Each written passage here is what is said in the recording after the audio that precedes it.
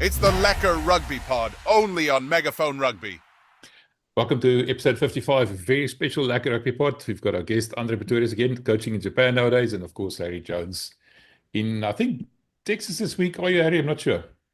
Yeah, I never know where I am, but I believe I am in Texas, yes. Well, I never know. I have to check. So I know Andre's in Japan somewhere. I'm not asking where, but yeah, anyway. We thought we were going to be having a look at the past round of the Six Nations. Starting with the absolute disaster, Italy, I don't know what you want to call it, what happened in Italy against the French, and then looking at the Scotland versus England game, lots of controversial decisions there. And then we're going to do a complete technical analysis. Andre's going to help us with that, with arrows and crosses and circles and the likes. And we'll dive deep into that game because that was a bit of a David versus Goliath thing. So, Harry, starting with you, talk to us about that French-Italy, let's call it a massacre because that's what it was. Yeah. Well, Andre, you struggle with the DJ at Loftus sometimes. This guy in Rome was next level. Just the 1970s glam rock, headbanger, 80s hard rock was going, pumping. The crowd was full. There was the Kiss Cam. People were having a good time. And there was a moment, I don't know, a few moments early where you thought maybe Italy is here to play and they can match. The problem with playing that kind of what they were trying to do against the French was it was chaos ball, wide open. In the end, BRE is like one of those spaniels chasing a stick on the beach. He just doesn't stop. They introduced a 22-year-old guy, sort of shades of Scott Spedding, a big fullback, like a lock running down the middle, just waving Italians out the way. Leo Barre from Stade Francais. And they just had no answer. It wasn't really a Dupont show until late, and he padded his stats. But in the beginning, it was Barre and Ramos and Aldrit just smashing. And so they just kind of went, okay, Italy want to play, so let's play. We can do this for 100 minutes if you want. We have a 145 kg guy here. We got a 55 kg guy over here. One guy will go around you, one will go through you. And Italy is a bit in that weird, awkward phase where they're no longer the bunnies of the Six Nations, but they're not really in the top tier either. They're not really trying to win the Six Nations. No one's thinking that. And so the shape of the rugby ladder is a bit, you have the top four, and then you have this next group of four or five teams, and then a kind of a big drop-off. Italy got just mullered by the All Blacks in the World Cup. We mullered them about a year ago. England has run up a score against them recently. So Italy has these days where you see they're not all that. And then they have these other days, where they're able to hang in there and get a win or at least fight bravely. This was not one of those days. It looked early on, maybe after Menoncello went off, you felt like, okay, it's going to be ugly. And then it was just a question of whether the score would be 80 or 70. Yeah, it wasn't fun. I didn't enjoy that, actually. I stopped watching, I'll be honest. It's not fun to see a lamb led to slaughter. And no, that's not a fair game. Like you said, Italy, moving up to the next year, they're desperately trying not to finish last. I mean, that's really a compliment for the team. And they've been playing better. But like you said, completely inconsistent. Nothing good. But let's talk about the greatest player of all time. And I'm not talking about Eben Etzebeth. Tell me about Antoine Dupont. What did you think of his game? So it was reminiscent to Toulouse's games where you have such a dominance in the pack and the dominance on second and third phase play that all of Dupont's undeniable strengths come out. If you give him that much space and time, then as a running nine, as a hard kind of flank nine, he's really good. In the early part of the game where it was much more about passing from the base, being clean, being tidy, he had the dropsies. He knocked the ball on and didn't get called for it. He missed a few things. So it comes back to that idea of in a tight test match, Jamison Gibson Park, Aaron Smith type nines are still at a premium because they can just get the ball from A to B and start a play is in more of a club match or where there's more space and time and chaos, then Dupont's your man because he can see things. I mean, he's really good at taking contact. He's really good at riding contact, getting his arms through. So you almost have an extra 12 or 7 on the field. Andre, last time Jari and I did a video, we said we found ourselves supporting England when they played against France. But this weekend, it wasn't the case at all. We all were rooting for Scotland because obviously there's so many South Africans in the Scotland side. But it wasn't to be. What were your impressions of that game? It was a difficult one to watch in terms of the Scots were doing all the playing, and England were kind of just taking the punches, looking for opportunities, which eventually came. I think in that first try of England's, I still say it's not a try. Maybe the ref saw something different closer up, and the camera angle couldn't get it. And then I'm also not sure where England's going with their defense. Are they a line speed team now? Are they a bit of a hybrid where they want to get off the line, but they want to be able to still cover wide spaces, because they get themselves into a lot of trouble in sometimes. And Ben Earl's one of them. That first try that England conceded was Ben Earl. He's got two numbers on his outside.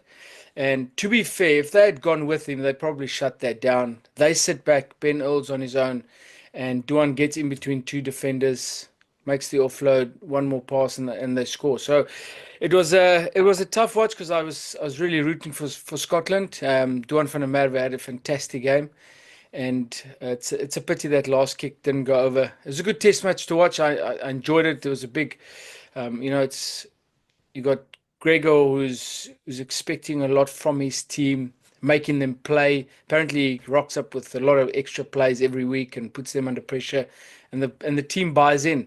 Whereas Borthwick is doing quite the opposite. Play less. Let's kick more. Let's be really tough on the defense. Hard kick chases, get in the air, etc. Waiting for that opportunity. I do want to say it's a pity that Marcus Smith is not seeing more of the ball. He's a live one.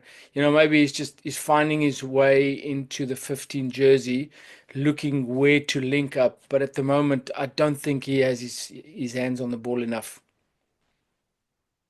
Yeah, it was interesting the way that the game started out. It was almost exactly what each team would have said they would do going in.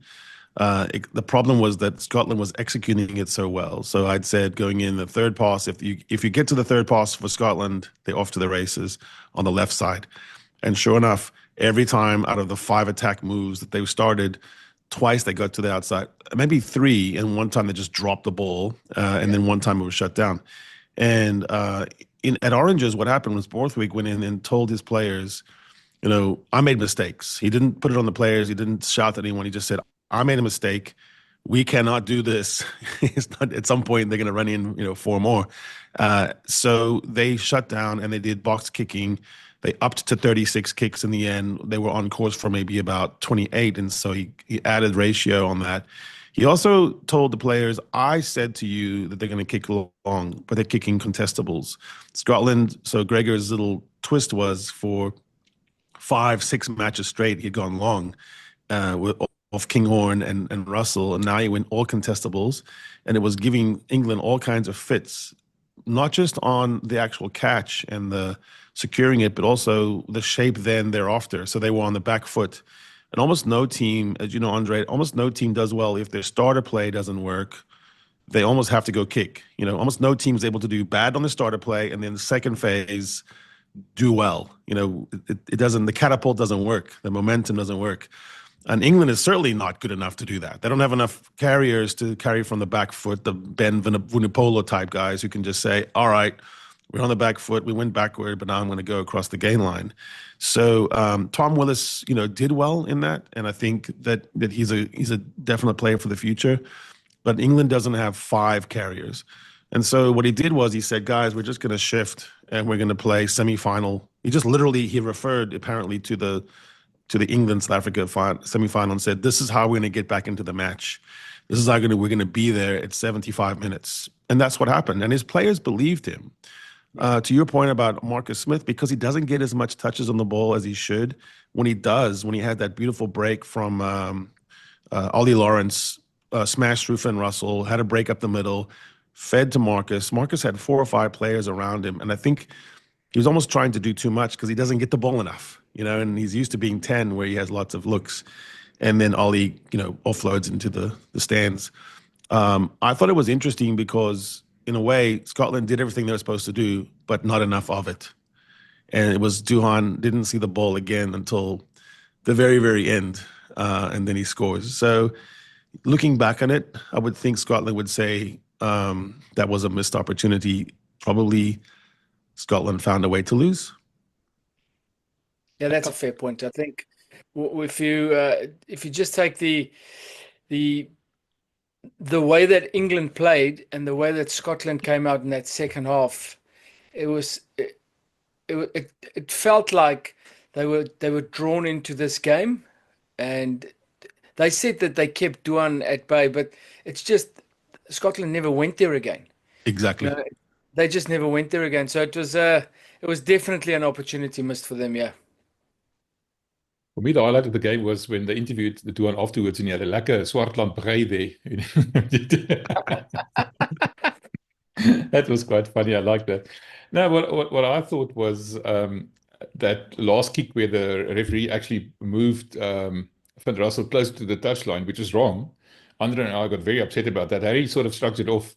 Harry, why did you shrug it off? I mean, that could have given Scotland the game, but I mean, let's be honest, Finn did not have a good kicking game, and you have a bit of a theory around that. Yeah, I mean, I don't know on the protocols what he did or did not pass, but I know that for sure balance and vision and all that thing is affected by head knocks, and that's what Finn was recovering from, and he was able to get through. But what I'm hearing, the reports are that he wasn't able to remember parts of the prior game. That's what was holding him back. So the reason why they had to wait on the selection was, is he really through it? I'm not going to say that it affected the kick or not. I don't know. I'm not a doctor. But, sometimes you say, hey, Blair Kinghorn, you kick as well. Maybe you put him on there and kick. The second thing on the actual final kick is my problem with the referee there is the manner in which it happened, I thought kind of iced the kicker. I don't really care much about the movement of 1 meter, 2 meters. It's just that you're in a process there, Mm-hmm. So for Finn, he would have had to have reset somehow, like the golfer. He had time. He could have reset maybe, and I think he kind of looked a bit rushed. Good strike on the ball, but a really tough kick. So Finn's worst kicks that was not the worst kick. It was prior kicks that he missed, and my problem. That's where I think Finn would be seething today, because he knows that in his sleep he makes that first conversion. The thing with that, sorry, Mbia, the thing with that try, if you want to know where the spot of that try is, you ask the guy who's got to take the kick. That's the first thing Finn would have looked at, is where is that? How close is it to the touchline? And he would have known, and he was on the right spot. You could see that from the clip. He was on the right spot. And I agree with you. The way that the referee handled that, it kind of felt like he was telling Finn he was trying to cheat. Why would you go closer? You've got to go this way. And that would have an influence and an impact on the process. I think Finn's empowered at that moment, Andre, to actually tell the ref no. It's kind of weird, get an argument, but in some way make the clock stop and literally have it kicked upstairs to do the kick. And I don't know if it's worth it. Finn might have been thinking, okay, let me just get this done. And in the mind of a kicker, you might think, okay, this is really disturbing, but let me just get back to my process. But in the end, England had to sit there under the poles and watch. So that would not have been a comfortable win. From the English camp, what I'm hearing is they had 16 out of 19 of their last matches have come down to a final score. They were 9 down to the box, and I think there were 2 against Japan that they were, way ahead. So that's a lot of matches to lose by 1 or 2. And so today they're like, we don't care. We don't care how it happened. maybe it wasn't perfect. Maybe the ref should have done this or that. But, for them, it's a matter of learning to win. And this is very early days, but I'm kind of associating that with Maro Itoje's more bloody-mindedness, his ruthlessness. He doesn't care. He's not trying to be Jamie George. He's not Mr. Nice Guy. He is leading England, and it was an interesting, poignant scene, to see him holding the Calcutta Cup aloft, and all behind him was all these you know, very white guys from Twickenham, HQ, England. And there's the new face of England. And I don't know, I kind of liked it. I thought this could work. Borthwick has taken a lot of arrows, lost a lot of games by 1 or 2.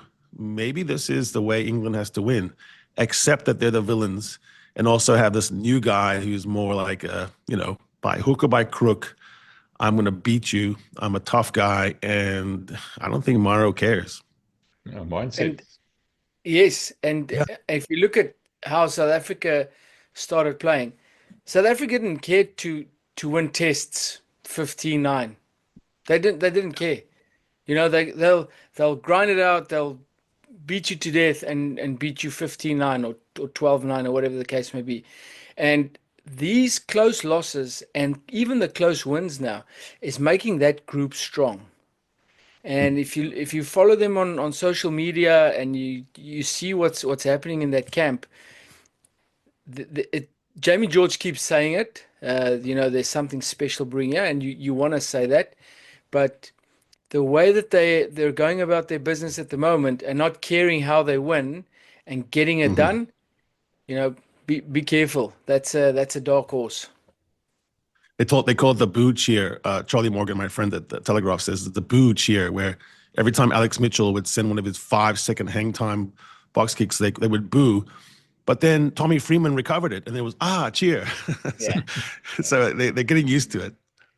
That's what an interesting thing. I mean, you don't often hear that the Twickenham crowd would boo the English players, and that's because they kicked so much in the second half, like you just mentioned, Harry, because they changed the game plan. How do the players take to that? I mean, this is sort of their fortress, their stadium, swing low, sweet chariot, and suddenly you're being booed by your own crowd. How does it affect you? You have to trust your coach there, right? Faf had the same thing. Everyone booed Faf during the 2019 campaign, and his coaches were, and he didn't want to do that. Faf is by nature a sniping, attacking guy, and he wasn't that good at the box kick, actually. He learned to be good. But you have to trust your coaches on their percentages, on their game plan, on their doctrines. And if that's the best way to win, winning is the best. Then you get to do your budgie smuggler ads, and you can be fun Faf. But winning is everything in the end. Fans are hypocritical. They're not sincere, really. In the end, they just take the win. But they first want to boo on the style. And if they could have everything in one, they would be perfect style and win. But that's not how the world works. England isn't good enough to keep the ball. They have to get rid of the ball. They have to. They have to get that ball out of their hands, onto the boot, 36 times, 35 times. Those are the games they're winning. And then the games that they're losing are where they're kicking the ball only 10 per half, and they're trying too many things with the midfield that isn't able to resource the ruck. They cannot get their big cleaners all the way out to the trams. They just don't do it. It's a bit like watching us at Loftus and Durban with Tony Ball kind of new. Remember MVA, we were like, I don't know if we're going to get enough people to the side. And that's what's happening with England. They can't do it. Andre, and your point on the defense, I do think that is the big issue still with England is what kind of defense are we playing? And all the players, they show all the hallmarks, Henry Slade, of not knowing. And so you gamble the wrong time, you cut in too skinny on defense, and then someone makes you pay. The thing with that type of defense, Harry, is that you get a guy like, you can see Ben Earl's bought in. Even in the prior test to this, when there's a mistake, it looks like it's Ben Earl. But we don't know who they're talking to. Are they talking to him shooting out of line, or are they talking to the players outside not being up with him? That's the two schools of thought. Line speed coach will talk to the guys outside. Why are you not up with him? Integrity, connection, defense coach will go, Ben, you got to stay connected. You got to connect to the outside, wait for your inside, etc. So, and it's a difficult thing to do, but once you and especially once you concede a try or you let a line break through, that doubt just becomes bigger and bigger and bigger. And then, Ben's decided he's 100% committed to this. So he's going to do that every time. But now the outside guys are going, well, we're getting caught. Maybe we should wait more. Or then the outside guy goes and the inside guy stays. So it's just a case of getting onto the same page. that try, if you look at the outside, at first I thought they were skinny on the numbers there. But if the outside had gone up with Ben, with Earl, they shut that down. They didn't, and then Right. they Yeah, and conceded anyway. I think Marcus, to your point, Marcus is still feeling his way at 15. And the role of the 15 is also just vocal. Like he's behind you, he's telling you things. So I don't know what he's saying to Ben in those situations. I know if you have a guy like Willie, Gaza Willems is the same way, very vocal. So they will tell you, Jesse, up, down, and one word. I think England, if they can make it a little bit harder to get a break against them, are going to be trouble. And that I understand the concept of having your 9 in the line on the blind, but having your 9 close to the rucks where you can plug either side of it, and having that communication right behind you. Marcus is sometimes too far back, and the noise. So it's difficult to hear. If you got the 9 right behind you, going, boys, this is a blitz, or this is a shadow, or whatever you want to call it. It sometimes just confirm what you already know, but then you don't get sluggish, or you don't have to think about it. It doesn't make you slow. And it's a case of, the good 15s in the world, all they do, it feels like when you're playing 10 against a good 15, it feels like he teleports. You look up, there's space, you get the ball, he's covered it. So he's just taking away space. That people don't see on TV. Willie Leroux gets a lot of guys talking about a lot of stuff, but what they don't see is how he takes space away at the back. Andre Pretorius was another one that I remembered that could take space away himself. Like, you wanted 2 guys at the back, but he reads the play so well, takes space away this side, moves across, takes space away that side. And when I'm talking about space, I'm talking about kick space. So then they have to play, and you can have a high edge, you can get them playing into that middle corridor where you want them. But I think Marcus, like you said, is still finding his way, and that can also get your corner a bit uncertain. Should I go up? Does he have last? Do I have last? And he'll get better with that, but I still want him to touch the ball more. Right, Andre, you said something about, you jokingly showed me some videos where players practice when there's a player lying on the side of the ruck, for example, they would sit on him or sort of kneel on him and show the ref, listen, this guy is not running away, and milk the penalty. But you said something this week on social media that actually slows you down, that counts against you. Which game were you referring to? All the games, Invia. I'm really gutful of seeing this. It's such a negative way to play, and I know it's some way of finding a little advantage and putting play, but the rules keep getting changed to get running rugby promoted, to get the ball going, moving fast, to get people in motion, and yet now it's kind of like an obstruction. Someone's trying to get out, you're keeping him in there. To me, that's a form of obstruction. And what the flip side of that coin is the fact that sometimes the attacking team would go so far as to slow down their own ball to try and trap this guy. And the refs are getting very clever with this now. They go, you put him in there yourself. I'm not rewarding that. And what you've done is you've just given the foul time to set, the defense time to set. And you're going, all right, well, we'll get him next time. But you've slowed your own ball down. I've seen more of that, more of the referee saying, no, you're trying to fool me. Exactly. Don't milk it, than I have in ages. In Ireland schools rugby, which I've been watching recently and was over there, and then now I'm watching it through their clubs up to test level. On their cleans, they're doing the sweep clean where they hit ruck, they come in, they're taking off the airplane, not landing it. So they got the right body position, James Ryan. But then when he hits the clean target, then he starts crawling his feet around in a either clockwise or counterclockwise, depending on what the 9 is telling him, slapping his bum.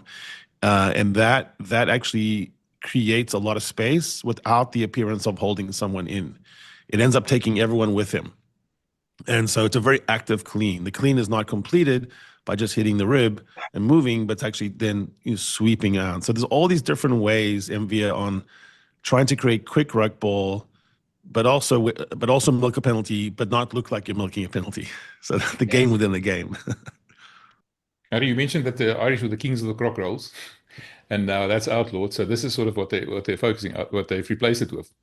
Yeah, it's not an insult. It's just that if you come to clean a ruck and there's a big boy, there's Flip van der Merwe, how do you clean him and his big bum out of there if you're a skinny, tall guy? And so guys like James Ryan had developed the benign version of the croc roll. I'm not trying to damage you, but just can I get you around your ribs in a bear hug and then roll? And I roll with you and then take it away. And so because of the resulting injuries that were happening to lower limbs, they outlaw it. So cleverly, and Ireland's being very clever right now and solving problems this way, is they just lengthen the ruck from the defensive side. We've always talked about how New Zealand will take you beyond the ruck and make the ruck bigger on the other side and take more people out. So Owen Franks was good at that, just kind of scrumming you with him, beyond the ruck into the oblivion. Now you just hit your ruck target. You don't offend. There's no croc to it, but then you just sweep your legs behind you, almost like you're doing a plank, but you're running, and then you sweep around you, and then your 9, Jameson Gibson Park's going to tell you which way he wants that. Highly communicative, very ingenious, nothing illegal about it, and very smart. And what it does is it creates quick ball, but it also gives you potentially a clean penalty where the ref thinks, oh no, yeah, the guy was there. He was part of the impeding process. But you neatly segued us into Ireland. You talked about the rucking, you talked about tall, skinny guys. When I think tall, skinny guy, the first guy I think about is Sam Prendergast. And Andre, you've gone to a lot of trouble with this Wales-Ireland game. I know I bowled both of you a bit of a curveball because we were initially going to do Scotland versus England, or England versus Scotland, and I just thought, no, I want to do this one. So I just upset the apple cart completely. So Andre, what did you notice? What should we be paying attention to, and where do we start? Yeah, Invia, you put a little Yorkie in there, but a googly, man. It's a googly. I knew Harry would be up for it. So, but I've got a couple of clips here. What I thought we'd do is we'll have a look at obviously Wales, the attack coach has taken over, and it's a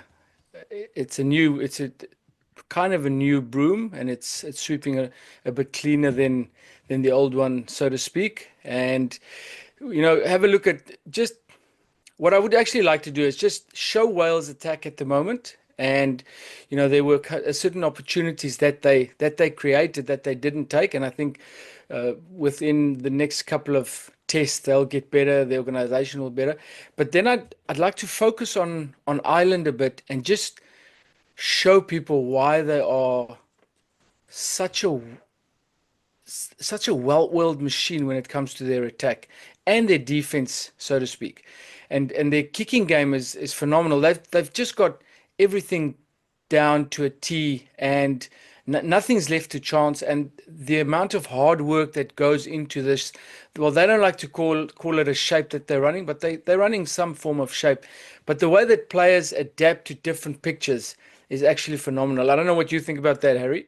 Yeah, no, it's interesting when you go up against Ireland. They're at the point now where they don't have to care so much about what you're going to do. If they do what they're supposed to do, it's battle tested. It's like a tank that can run in the mud. It doesn't have to be perfect for them. They can adjust. And also, when they substitute players, whether it's Osborne or Conan, they actually fit right in. There's a system in place. So it doesn't really fall off. It's Ryan Bird, it's Peter Armani. It doesn't matter. That's the sign of something that's been built, that's ready to go. So I can't wait to hear what you're going to say about the Irish machine, because I've been sort of obsessed with it. I've been studying it since 2022, 23, and trying to find the facets that make the 17-game winning streak. Now they're on a 6-game winning streak. What is it? And so I can't wait to hear that. My take on Wales is it's just fascinating to see, Warren's Wales, and now Jockey Ball. Sherritt's called Jockey. It's his nickname. Warren's Wales was lost in gain line, the worst in dominant carries, the least evasive, except in press conferences. No scrums won with penalties. committed the fewest tacklers. None of their line breaks had turned into tries. 2 entries per game. How do you, in 2 weeks, change that into running 50 more meters than Ireland, throwing 90 more passes than Ireland, beating 20 more defenders than the best attacking team going in the North, winning line break 6-2. And so I've got some theories around that MV we can cover after Andre's pictures. Just on that subject, it wasn't 2 weeks. The last game was 2 weeks ago, but he still coached last weekend. And then he only started this week with them. Yeah, he comes from Galway, and apparently, this is my inside information. He comes in from Galway. He's a tracksuit coach. He's not a suit coach. He's a whistle guy. He's collecting loose balls in the practice guy. But the emotion, like he was crying in the bus on the way. He couldn't even call his wife. The telling the players what they're going to stand for. Like Wales will stand for this. Telling the guys to be braver, make more mistakes. Yeah, make more mistakes. At the end of Warren's tenure, players were too worried about being cut for making mistakes. And the problem then is you have these second lines. You have a 9 running across the field and looking for a big forward, and then a forward at the back, and then behind them you have the 10 and 12. But if everyone's too worried about taking the safest option in that, it becomes super predictable. You can just, every defense coach knows how to tackle that. The decoy doesn't look like a decoy because the decoy is thinking, don't give it to me, don't give it to me. So Sherritt was telling everyone, I want you to be braver. I want you to go harder. If you're a decoy, I want you to go like you're going to get the ball, And this is execution. And so it's interesting that you have that. The other one, though, of course, is selection. And so he just said to Adam Jones, Hair Bear, Bucky's best friend, you pick the front row. So he comes out with, this front row that was Nicky Smith, Elliot D, and Wilgriff John. Wilgriff John, 2 caps, 3 caps 3 years ago. They had 3 straight scrum penalties against Ireland. That changes a game. That changes if you give a coach anything before the match and say, hey, I'm going to give you 5 scrum penalties versus 5 line breaks. I might take the 5 scrum penalties because it gives you a base from which to enter the 22. And so there's all these, common sense selections, having a 10 at 10, Anscombe, someone he played with at Cardiff, even the backup 10 played with him at Cardiff, Max Llewellyn at 13, and Ben Thomas, who kind of was thrown into the fire by Warren at 10. Now he's at 12. Everyone in the proper position. And then these, firebrand young guys on the edges. So I thought it was interesting that how much can happen in 1 week. Harry, just on the Welsh selection, do you think we'll see Louis Rees-Zammit back in a Welsh jersey? Oh, what a poignant moment. Ellis Mee, is 2 millimeters away from scoring a try, which at that moment in time would have literally made the whole match on a razor's edge. You're talking 18-all, 21-18. Someone scores in the corner like that with 6 minutes to go, and they show LRZ Zammit in the stands with his mom or something. And he's screaming, no, it was a try. Because the ref had given it as a try. And so then the TMO had to say was a compelling evidence, which I thought was actually kind of marginal, really, if you phrase it that way. You phrase it the other way, then sure. The longer you look at it, the worse it got, eh? Exactly, yeah. So and also the field is this crown. So you're looking at a sort of a video from behind the poles, and so it all looks short. And I thought, Louis Rees-Zammit there, he could have been so good in this kind of, resurrection. And he's part of the story of why people weren't excited about Wales rugby, because, if you're bright young stars leaving, being a practice squad for Jacksonville or Nashville and getting no minutes and realizing at some point that you're playing in a skill position that you'll never catch up. You're forever behind, It's like MV, I told you the story of the Soviet car engineer goes to Japan in 1991 and finally asks the Toyota guy, how far are we behind here in Russia making cars? And the Japanese guy goes, you're forever behind. I don't know if Louis can catch up with guys who've been playing since they were 6 on getting open on go routes in the NFL. I mean, it's difficult. It'd be like someone coming from the NFL and trying to be Andre Pollard. I mean, it's hard to catch up with that level. I would love to see him because I think he's uniquely a rugby player. He's got the right skills for rugby, the foot, the speed, the hands, all that. But it was just sad to watch him reduced to being a guy yelling at a ref in the principalities. Yeah, true. Okay, Andre, what have you got lined up for us there? Right, Embe, I think let's start with the Irish attack and kicking game. Okay, we'll start with the Ireland line-out attack, and right off the go, you see them. They start with a wing as first hands, which then loosens up their 10, their ball player, to get that out the back ball. And a characteristic trait from their attack is the connection of their active pivots behind the pods that are running with the ball. And there's no difference here. You'll see how close he stays to them, which means that these defenders can't go anywhere. You can see that there's a bit of a ruck miss there. Van der Vlier gets in there, but that's quick, clean ball. They play it short. One more. And what they're trying to do on this one, MVA, is they're trying to trap Welsh defenders in this 15 and then coming back. Now, you'll see some of it on this first side, but the work that Osborne and Lowe's doing, have a look at them running off their wings, or off that wing, to be an option in the next phase is phenomenal. And again, Prendergast very connected to that pod. They like to play off 9 off wide rucks. Out the back, bit of a fumble, and the space is created in that one. Now I think, again, they've got a good appreciation of where the space is. Little kick through, they've got an attacking line out within that 22. But if we can go to that sequence off the back, just have a look at James Lowe and Osborne at the back here, working off their wings. And they're actually the ones that have to get their ball. If they had one more pass, there's space created. And that is so well drilled. And like we said, it's a well-oiled machine, and everybody knows their responsibility within the shape. On the next one, you'll see Prendergast and Osborne always fishing behind the ruck, especially inside the 22. So if anything opens up, they can go to that side. But the reason I want to show this clip is that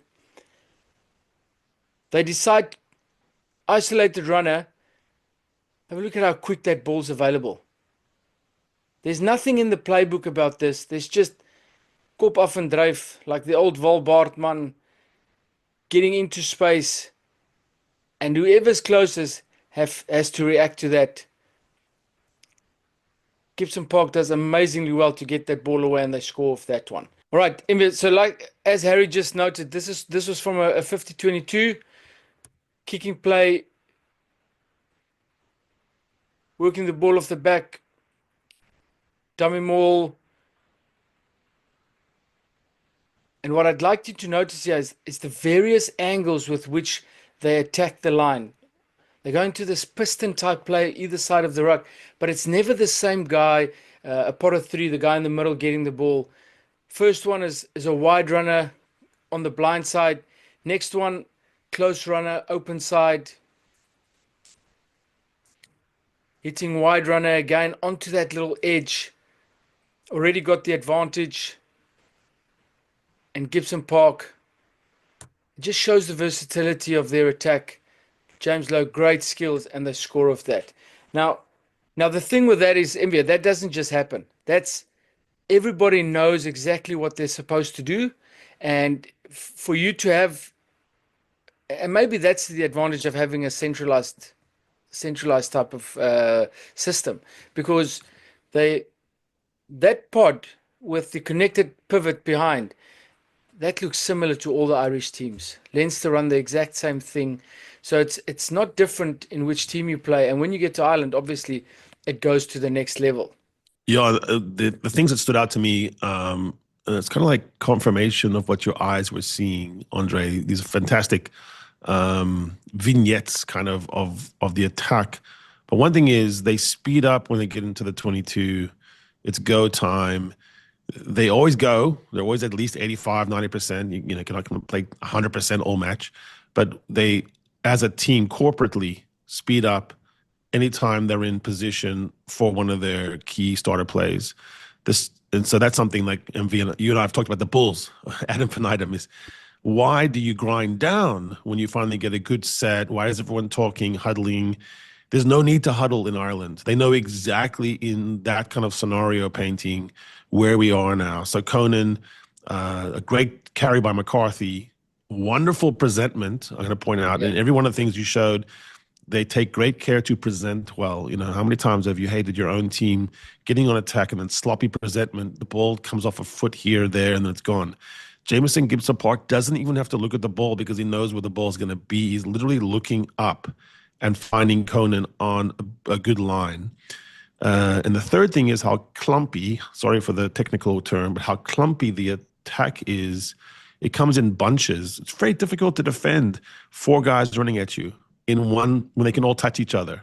I mean, who do you tackle? Where do you go without infringing and getting into, and also you're making the ref make a call there. Is it obstruction or not? It's marginal. A lot of that stuff looks like blocking.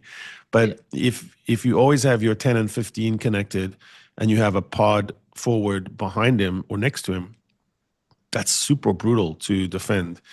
And it forces the defense into a skinny posture where now the gap between your third channel defense and your wing is giant. And so you look at that and say, as long as Jamison Gibson Park and whoever's calling from behind, maybe it's nobody, maybe Jamison just reads it, they always know where to go. And it's always the most awkward phase to defend. We saw that in Durban on a try. We saw that in Loftus as well, is these moments where it feels like they go right up the middle, and then if you mass to defend them, they're going to go wide anyway. So they're going to score one way or the other. Harry, is that the diamond pod you were referring to? That sort of looks like. Yeah, and Andre, you talked about before we got on the idea of there are some attack schemes and positions on the field that are that good where it's a little bit indefensible. As long as they execute, you know, and you've created the right space, you're going to score. You know, do you feel like Ireland is the best at creating those right now? I do. And it's just their discipline to get into position and to overload certain areas of the field. It takes a lot of hard work, Harry, but they know where to go. You know, if anybody can beat Usain Bolt, if they know where to go and he doesn't, you know, you're going to be slow if you don't know where to go. They know exactly where to go, and he's just, you know, you've got live options all around. Gibson Park is making decisions on the run. Like you said, the ball's presented beautifully, but he's making decisions on the run, and there's live options. So that clumpy bunch that's running up, they're all expecting the ball. Now, as a defender, if you're watching ball and you're watching eyes, and guys are watching the ball hands up, you can't leave him. Yeah. Which in turn gets you narrow, it gets you focused, it gets you man focused, which gives weak shoulders, and then just that snowball just becomes bigger. Then the presentation is really good again, defense doesn't get set, etc., etc.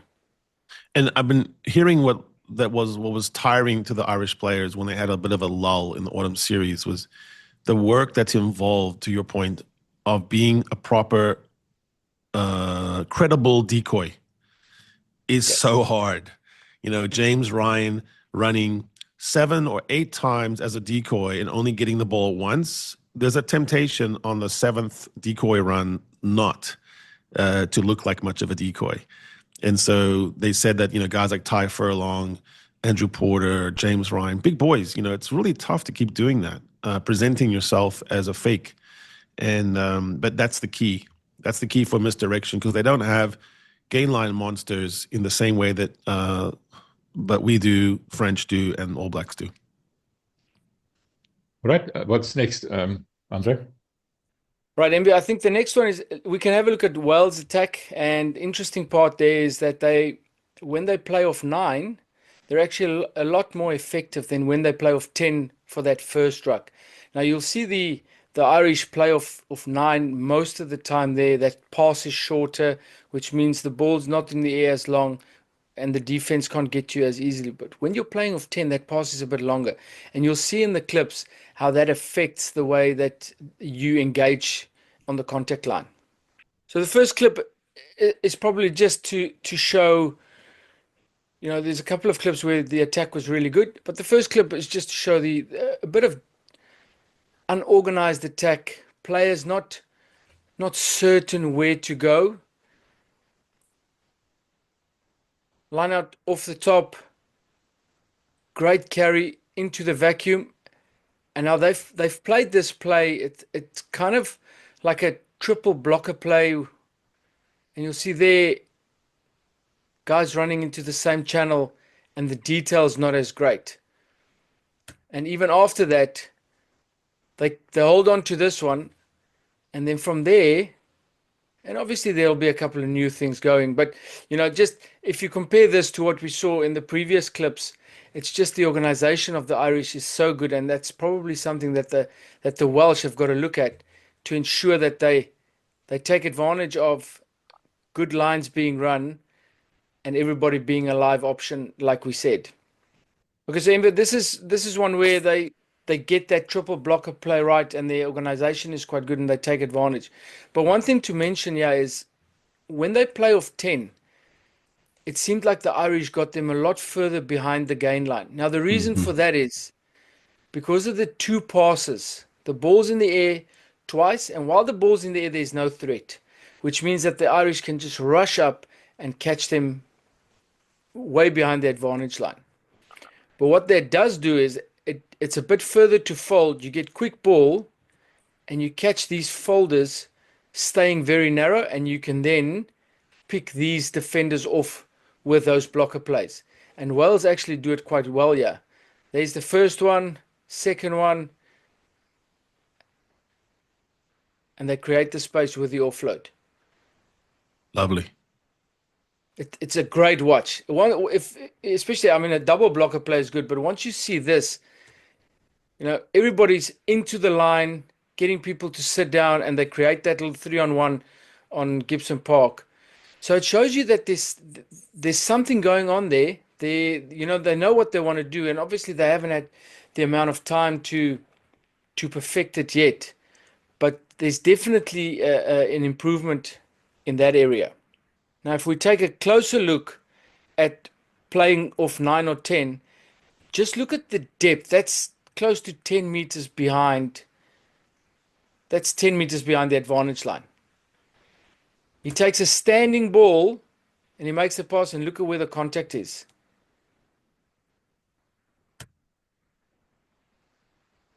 Then they go off 10 again and a wide pass, and they get caught way behind the advantage line again. So it just feels like playing off 10 from that first ruck is putting them under pressure for that second phase. Another example, this is one where they actually play off 9 out the back, and look at the space that they can create. Just because that first engagement is closer to the gain line, guys have to look at those pods, be committed, and that creates space for these boys on the edge. Yeah. Getting to the edge again. Play off 9. Can't contest that ruck. And when they play off 10 off that second one, because it's a motion, now that's one thing that the Irish do quite well. If we look at, if we compare these two, they get into motion on that second pod. And when they get into motion, look at how these players cannot move off that pod. They have to get stuck there. Mm-hmm. You got one coming across, and obviously Prendergaard's get done here on the outside. Speed. It's a great finish. It's an absolute perler. But again, playing off 9, first ruck,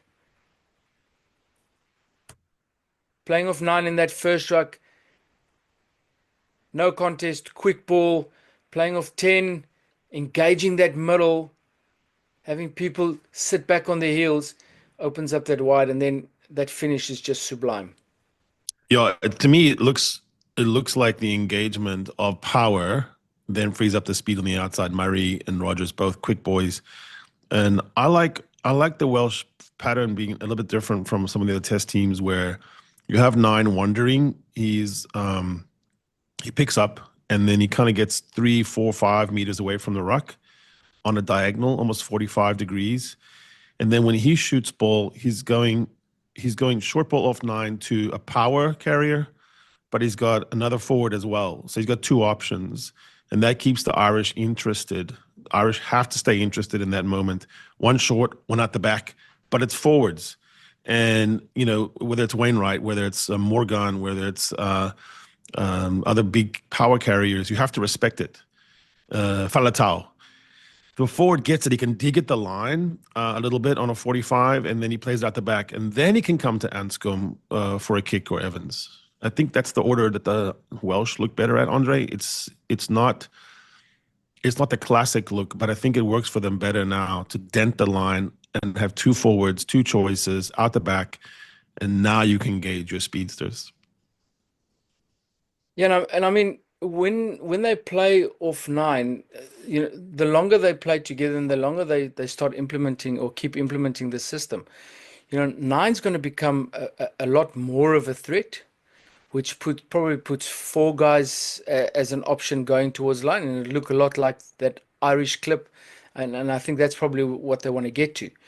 The other thing is that and it's most teams get this, when your outside rucker is blasting people away, kind of sweeping like you spoke, cleaning deep, it's quick ball, it's slow fold, and that puts teams' defense under pressure. But when guys are just running into double hits, your outside guys is not winning that ruck in the air. He's probably trying to tackle the tackler instead of enforcing and promoting quick ball. That's when your attack starts going backwards. That's when the ball starts slowing down, and that's when you start getting into that kind of zigzag type play, looking for forwards and runners where defenses are just set against you. Yeah, and to me, and there was one attack out of the 8 that I tried to line out for Wales, where they went all the way to the right and all the way back to the left. I think that was where me almost scored. And what I got from it was respect. The Welsh, for the first time in the tournament, made another team respect their attack. Yes. And they did it by having, you had to respect the 9. You couldn't just play off of him. So you could get no inside pressure. And then you had to respect that he had 2 choices. And they dented it enough where on the ensuing ruck, it was quick by nature because none of the Irish boys wanted to be part of the ruck. You could see they all started jogging out because they knew we're going wide. And so the constant motion and I don't know what to call it, but the momentum gathered from each ensuing phase made them have to respect the space.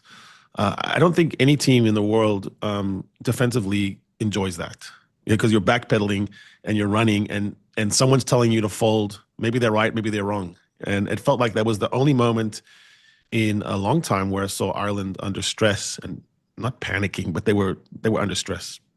I want to ask something quickly. The fact that they got a red card, yellow card turned into a 20-minute red card, did that play a role in how effective the Wales attack was, firstly? And secondly, André, Aki came on and he sort of turned the game around for Ireland. Is there a place for a 20-minute red card, or is it not a good thing? No, we want to see 15v15. We want guys to be punished, but we want to see 15v15. And also, you see a lot of teams, and it's a big trend, and Harry, you can correct me if I'm wrong, that teams that get yellow cards, for the next 10 minutes, every player goes up 2-3%, and they play better because they know. Mindset-wise, they know they need to do more. And you see a lot of teams improve. So to put teams under pressure when they are under the stress of a yellow card, you still need to play well. You still need to get the ball into space. You still need to look after the ball because a lot of teams, when they've got yellow card protocols. You want a lot of time between in off play.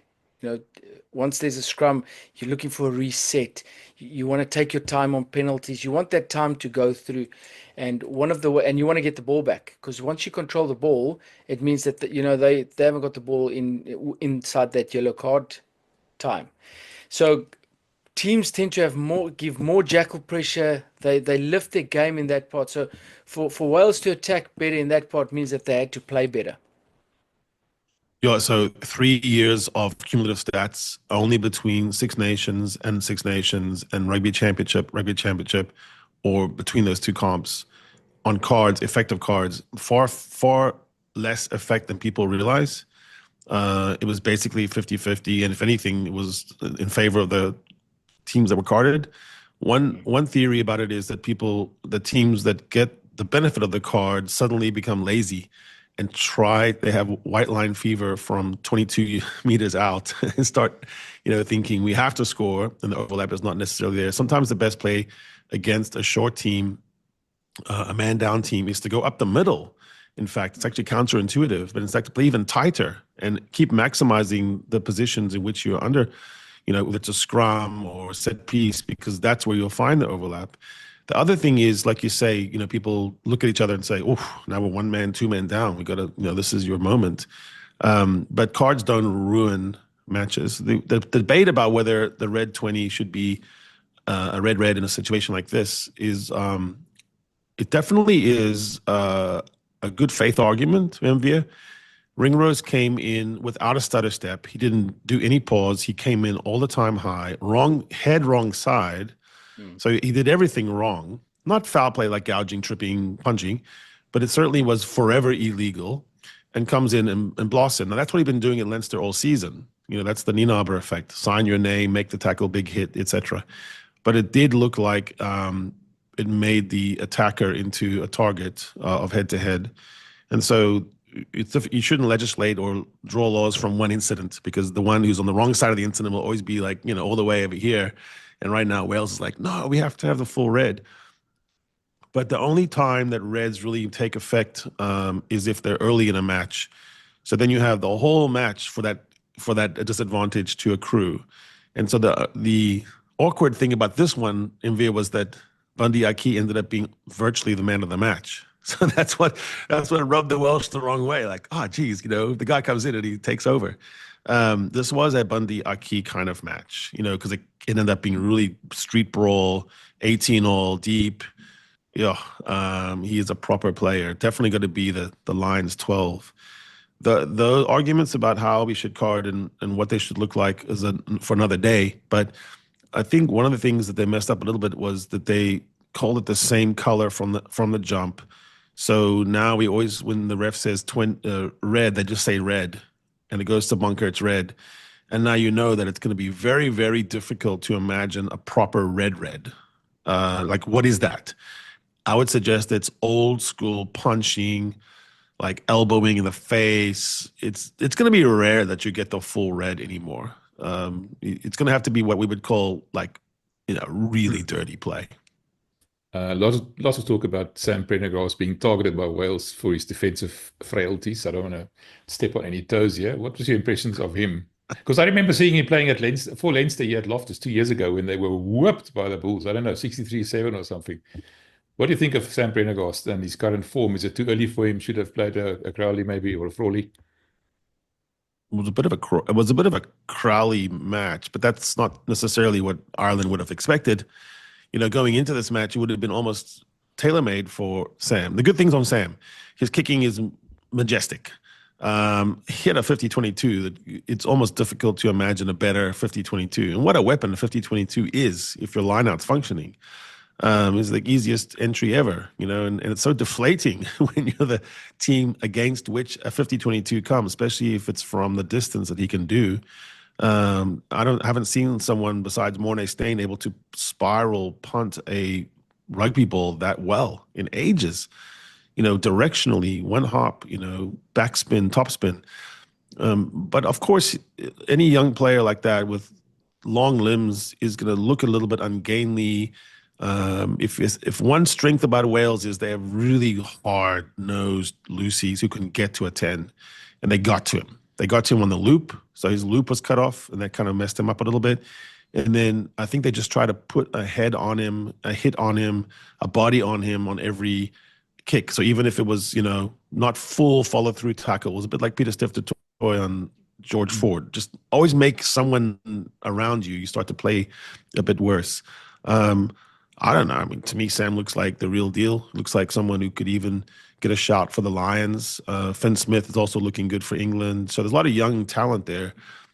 But I mean, this is part of the growth process. I just happen personally to think that Jack Crowley would be a perfect kind of street brawler for this kind of game. Take it into contact, no fear. It might have been interesting to see if it was reversed and then have Sam finish.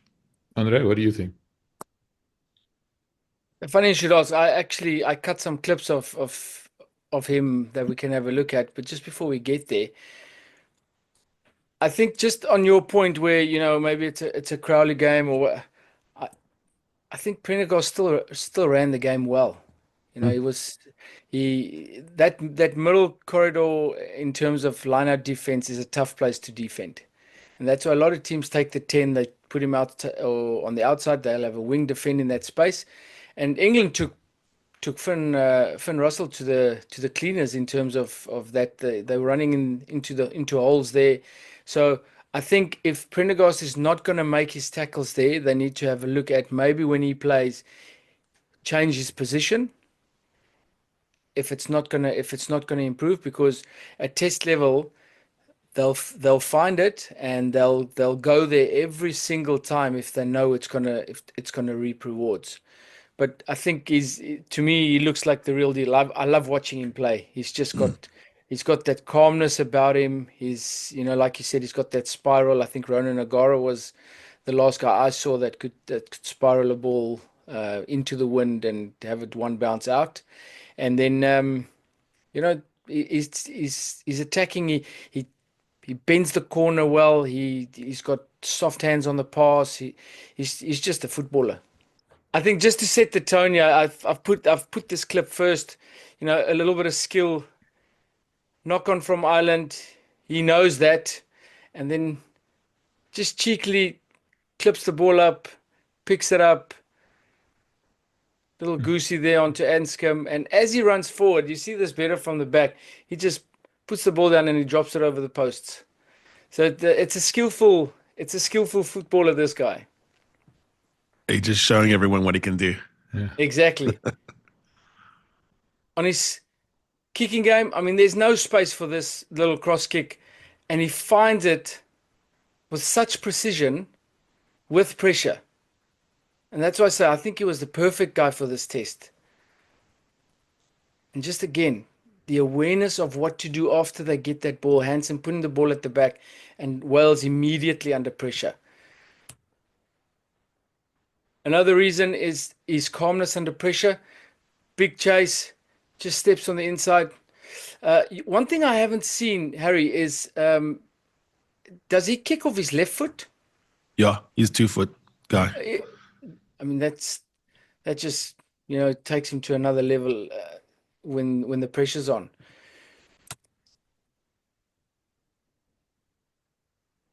Great little skill, stop there, and then even has a couple of steps, get the high tackle from there.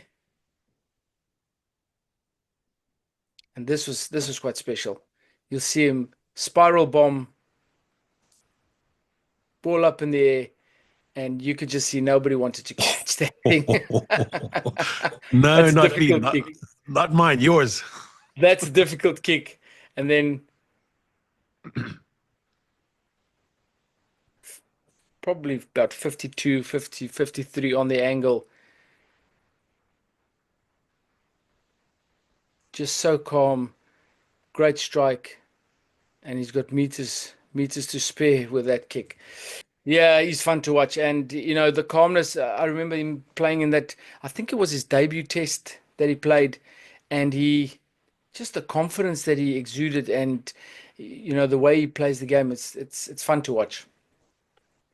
Yeah, it's these are good problems. It's almost like if you talk to people in Ireland, they have pretty strong opinions about it, and part of it rests on the fact that Jack Crowley did nothing wrong. Like, it wasn't like he did something wrong and then now he gets dropped and this guy comes in. It's more that you have two options and they're very different. They are the polar opposites of how long they pass the ball. Sam throws the longest ones, Jack the shortest. The tightness of the spiral. The spiral bomb kicks, whereas Jack Crowley is good at the grubbers, the chips, in terms of having to move around to take him out of defense. You don't have to do that with Jack. He defends like a 12. But on the idea of finding creases and seams that no one else can find, that's Sam. So it's really like you have two different punches. And then at 9, you have the same thing right now with Conor Murray and Jameson Gibson-Park. So Ireland is, spoiled for riches here. They can throw different looks at you, and it's very interesting to watch. It all sets up, of course, via the cataclysmic decider, round 4, France versus Ireland. Everyone wants this. If you're a proper rugby fan around the world, even if you don't give a fig about these two teams, you want to see this match because it's a classic clash of styles, and it sets up for everything, right? Because if Ireland stubs their toe at home against the French, who are looking pretty scary, the hated England sneaks in the back door. So yeah, Six Nations is quite interesting this time.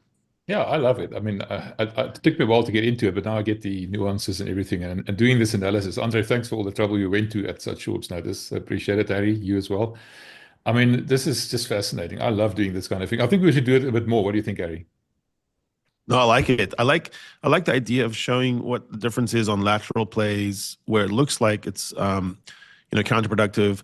But the idea of like what you showed, that's two passes getting them so far behind the gain line, and the inability to escape this umbrella defense coming and rushing at you, yeah, it just makes watching the game more fun. I don't know about you, MV, but I like watching the game, looking at these little patterns. And now I want to apply that same thing to see Ireland versus France. Like, how will the French kick around that?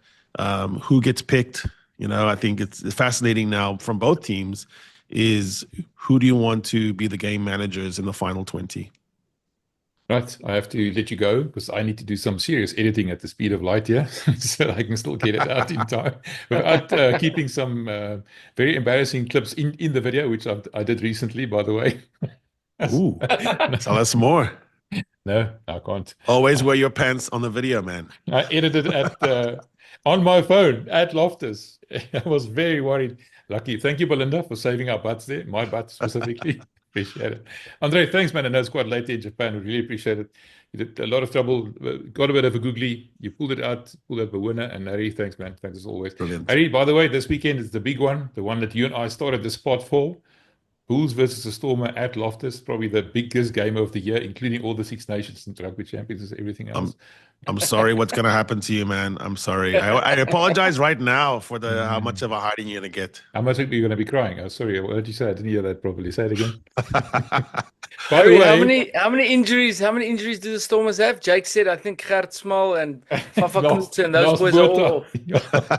And 15, the whole team is out. It'll be the most shocking win ever and the most embarrassing loss for the Bulls in history. I want to just say this. One of our very regular supporters, Philip Duplessis, has donated 4 tickets for this game, Stormers versus the Bulls, for this weekend. Very cool. So we'll let you know how to win them. So look out. Larry and you are going to be talking about that game on Thursday. So looking forward to that. Thanks, man. Have a good one. Appreciate it. All right. Cheers. Cheers. Obrigado. It's the Lekker Rugby Pod, only on Megaphone Rugby.